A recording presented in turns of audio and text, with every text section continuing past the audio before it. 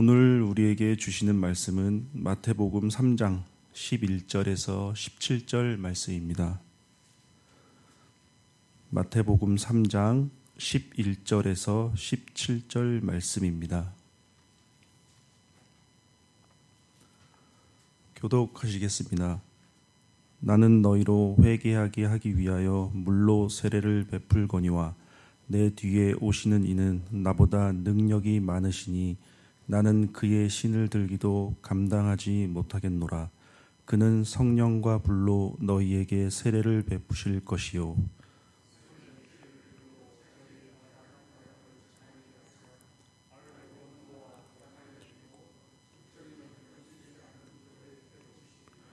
이때에 예수께서 갈릴리로부터 요단강에 이르러 요한에게 세례를 받으려 하시니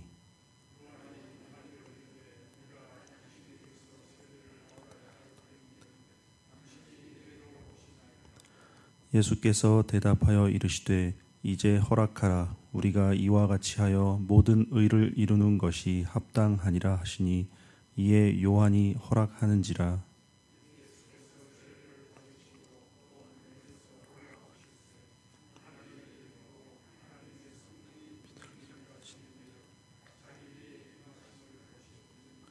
하늘로부터 소리가 있어 말씀하시되 이는 내 사랑하는 아들이요 내 기뻐하는 자라 하시니라.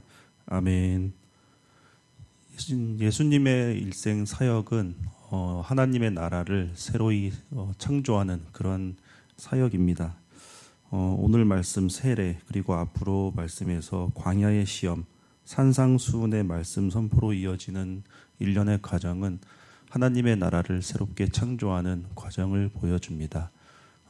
하나님의 나라는 이 땅이 아니라 하늘나라, 예수님이 죽으신 뒤에 오시는 들어갈 수 있는 그런 나라를 말합니다. 예수님께서는 이 땅에 그 나라의 왕으로 오신 것입니다. 예수님께서는 세례 요한에게 세례를 받으심으로 메시아 구세주로서의 사역을 시작하십니다. 예수님께서 세례에 동참한 사건은 죄인들의 자리까지 자신을 낮추신 것을 의미합니다. 당시에 세례 요한에게 세례를 받으러 오는 사람들은 자신들의 죄를 회개하고 세례 요한에게 세례를 받았습니다. 하지만 세례 요한은 예수님께서는 죄가 없으신 분인데 세례를 받으러 나오시는 것을 보고 굳고 말립니다. 그 이유는 예수님께서는 죄인이 아니시기 때문이었습니다. 이처럼 하나님 나라에 들어가려면 합당한 우리들의 변화가 있어야 합니다. 그 변화는 당시에는 회개였습니다. 그리고 그 회개의 열매는 세례라고 이렇게 생각하였습니다. 하지만 이제는 예수님께서 오셨기 때문에 그 회개의 열매는 예수님을 믿는 믿음입니다. 그러나 유대인들에게는 이제 회개는 하였지만 회개의 열매, 예수님을 믿는 믿음이 없었습니다. 우리에게는 회개의 열매, 예수님을 믿는 믿음이 있습니다. 그래서 당시에 이제 경건의 상징인 종교 지도자들의 그 율법에 대한 지식, 그리고 세례를 받았고, 이스라엘 선민의식, 이런 것들도 이제는 예수님이 오심으로 인해서 모든 것이 사라진 것입니다. 단 하나 회개의 열매는 예수님을 믿는 믿음뿐임을 예수님께서는 말씀하십니다. 요한은 이제 그들에게 새로운 왕이 나타나셨음을 말씀하십니다. 여기서 세례 요한도 당시에는 상당히 유명한 사람이고 대단한 사람이었지만 자신과 예수님의 그 구분을 확실하게 정합니다. 세례 요한은 이제 말합니다. 나는 그의 신을 들기도 감당하지 못하겠노라. 이 말씀에서 당시의 문화를 살펴보면 신을 든다는 것은 신발끈을 푼다는 것을 의미합니다. 당시에 신발끈을 푸는 일은 천한 종이 하는 일이었습니다. 그 중에서도 일이 너무 천해서 종에게 맡기기 힘든 그런 일이었습니다.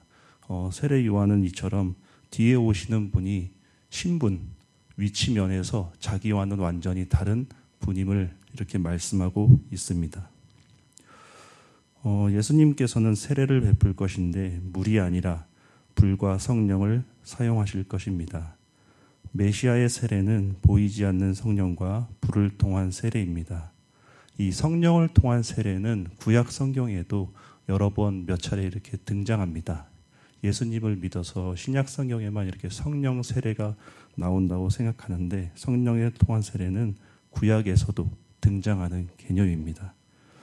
요한은 이제 오실 메시아의 사역을 하나 더 설명합니다. 이 사역은 예수님이 죽으신 뒤 다시 부활하시고 그때 일어날 사역을 미리 말하는 것입니다. 바로 추수 때 농부가 키를 들고 알곡과 쭉정이를 가르는 일입니다. 이것은 예수님 사역의 특징 그리고 마지막을 설명하고 있습니다. 마지막 심판 때를 세례 요한은 먼저 강조하고 있습니다. 이제 요한에게 세례를 받으러 온 사람들이 자신들의 죄를 회개한 점을 고려하면 성령과 불로 세례를 주러 오신 예수님께서 세례를 받는다는 것은 이해하기 힘들고 요한은 절대로 받아들이기가 어려웠습니다. 요한이 세례를 줄 수 없다고 하자 예수님께서는 이제 허락하라라고 명령하십니다. 이 허락은 예수님께서는 이제 요한이 세례를 베푸는 것이 모든 의를 이루기 위한 시작이기 때문에 어쩔 수 없이 요한에게 세례를 베풀라고 명령하십니다. 그것은 예수님께서 죄인들을 대표해서 세례를 받으시는 그 장면을 꼭 보여주기 위함이고 구약 성경의 예언을 성취하기 위함이었습니다. 예수님께서는 죄가 없으시고 죄인이 아니시지만 우리들을 위하여 대표로 죄를 위하여 세례를 받으신 것을 요한은 이해하였습니다. 그래서 예수님의 명령을 따라서 예수님께 세례를 베풉니다. 세례 장면은 예수님을 하나님의 아들로 밝히는 첫 사건입니다. 그리고 하나님의 아들은 순종하는 종의 태도로 하나님의 뜻을 이루기 위해 세례를 받으십니다. 아들이 이제 죄인을 대표해서 세례를 받으시는 것은 대속적, 우리들의 죄를 위하여 대속적인 죽음을 받으실 것을 의미합니다. 세례와 시험 장면은 하나님의 아들이 순종하는 종으로서 아버지의 뜻을 성취할 것임을 보여줍니다.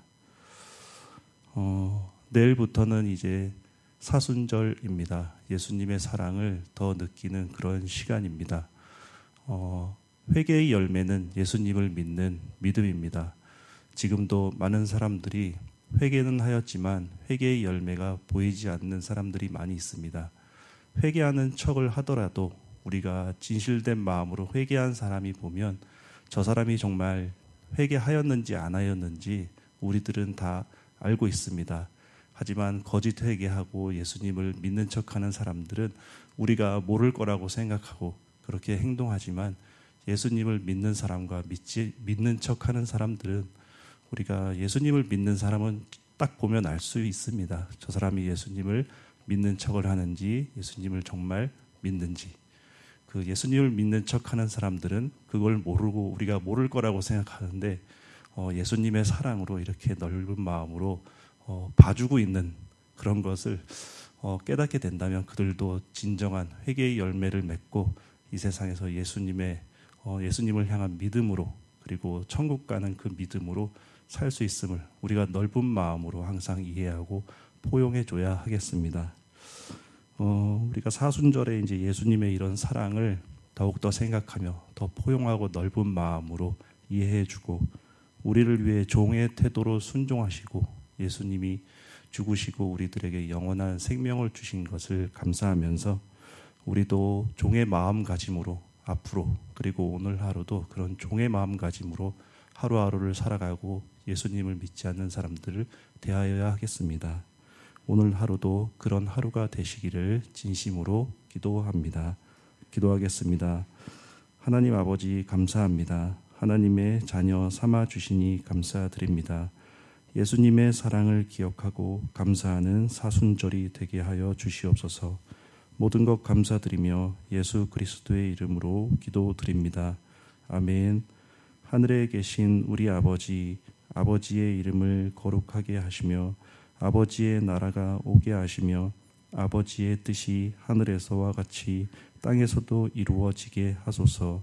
오늘 우리에게 일용할 양식을 주시고 우리가 우리에게 잘못한 사람을 용서하여 준 것 같이 우리 죄를 용서하여 주시고 우리를 시험에 빠지지 않게 하시고 악에서 구하소서. 나라와 권능과 영광이 영원히 아버지의 것입니다. 아멘. 이 시간 함께 기도하실 때에 예천 교회를 위해서 기도해 주시기 바랍니다. 위임 목사님과 교역자들의 건강과 사역, 가족들을 위해서 기도해 주시고 특별히는 예천교회 환우들을 위해서 기도해 주시기 바랍니다. 그리고 세계 각지의 선교사님들, 나라와 민족, 각자의 기도 제목에 따라 기도하실 때에 우리 주님 이름 한번 크게 부르짖고 기도하겠습니다.